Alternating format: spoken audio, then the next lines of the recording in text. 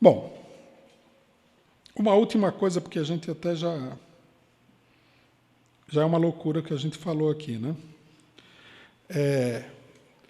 O problema do regime político e da nossa política geral em relação a isso. Como nós já afirmamos anteriormente, o regime político brasileiro está em dissolução. Nós temos que considerar, vou falar rapidamente, mas isso aqui deveria ser desenvolvido num texto mais teórico, só relembrar o seguinte: no Brasil não existe Estado de Direito. A lei brasileira, em grande medida, ela é uma formalidade, uma aparência, né? É uma espécie de verniz que disfarça a madeira podre, né, do Estado de exceção, arbitrário, que está por trás. Aí muita gente, isso aqui é um pensamento sectário comum, poderia falar o seguinte: mas se o regime político já não é democrático, é só um verniz, é madeira podre, etc. e tal, que importância tem toda essa discussão sobre as leis, as 10 medidas, etc, etc, etc. Nós temos que entender o seguinte: embora o regime não seja um Estado de Direito, como todo regime político, ele é um pacto entre as classes sociais. Esse pacto, ele se expressa parcialmente na legislação que foi aprovada a partir de 88, parcialmente. Porque a legislação ela é relativamente, numa medida pequena, em escala geral, o meio pelo qual essas relações se processam. Mas o pacto ele foi estabelecido pelas lutas políticas que se deram depois do final da ditadura, que levaram ao final da ditadura, e que estabeleceram a posição do movimento operário dentro do regime, que se expressa no crescimento, se expressa na criação da CUT, mas também no crescimento parlamentar do PT. Bom, esse pacto, a burguesia rompeu o pacto com a derrubada da Dilma e mostrou que toda essa legislação, garantias, os acordos, etc. e tal, não existem mais.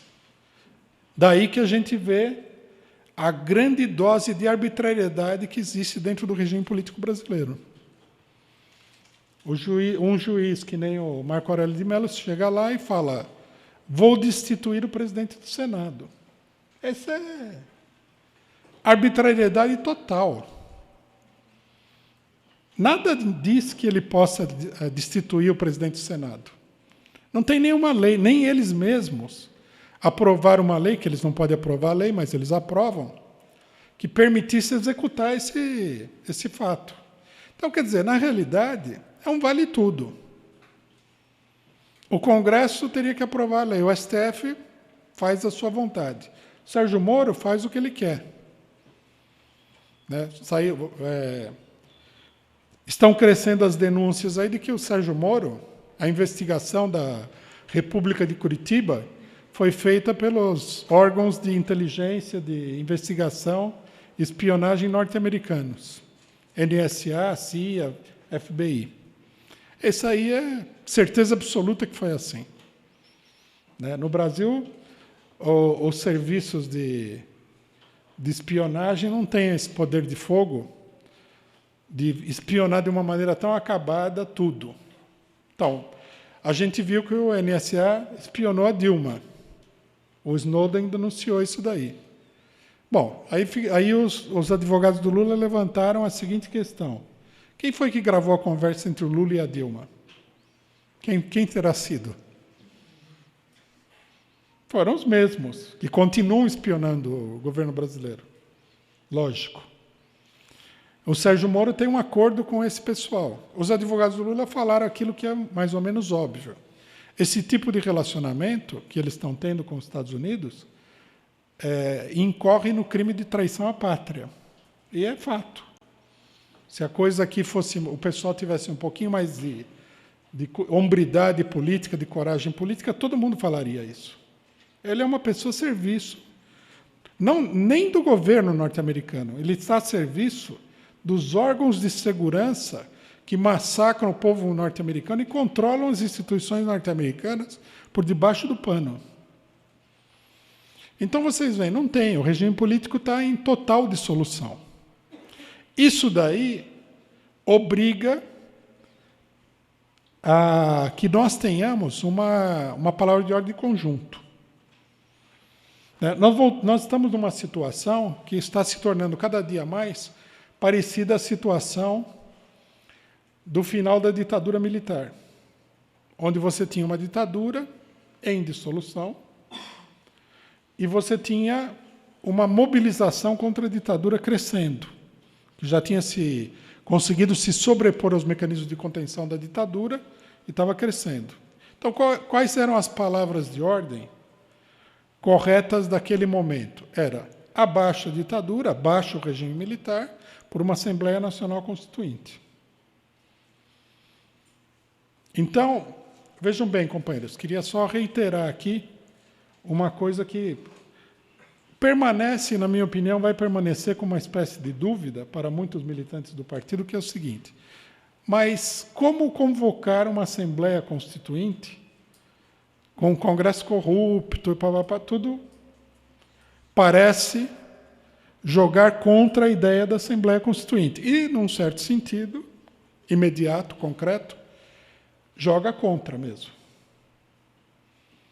No entanto, nós temos que, aqui nesse ponto, nós temos que olhar para a situação objetiva. Se o regime político está em dissolução, o que é que se deve fazer?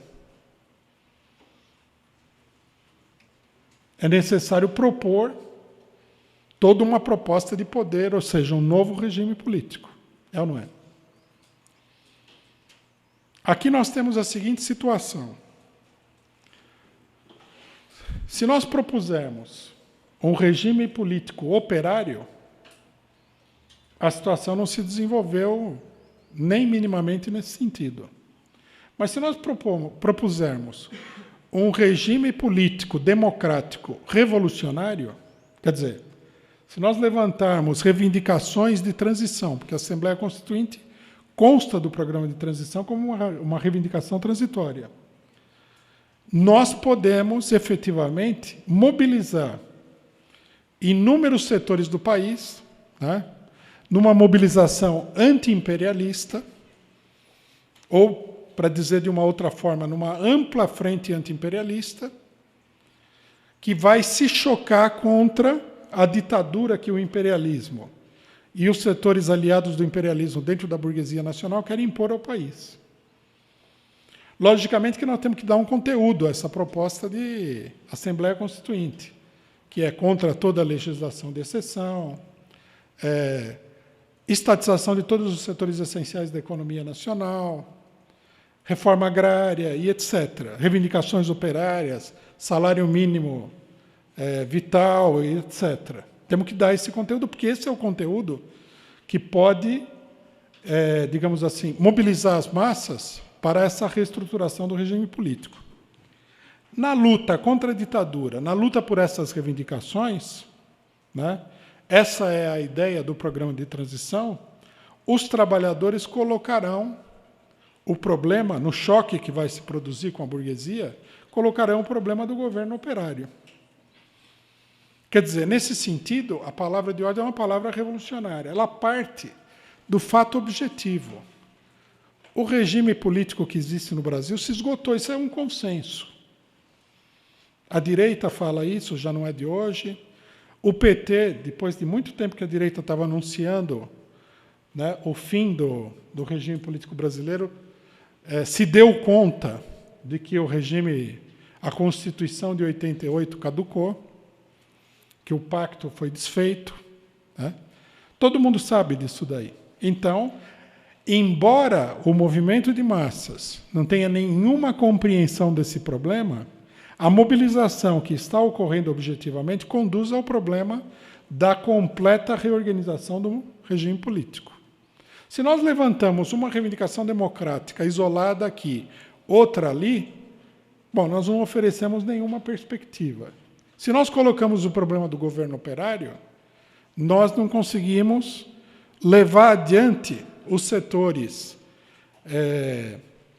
do campesinato, da classe média, da intelectualidade e vários setores da classe operária para uma mobilização de conjunto. Daí a importância da reivindicação de Assembleia Constituinte. Ela não vai mobilizar o pessoal imediatamente, mas ela decorre de uma maneira muito clara, de uma maneira muito inconfundível, da situação que está colocada com o regime político.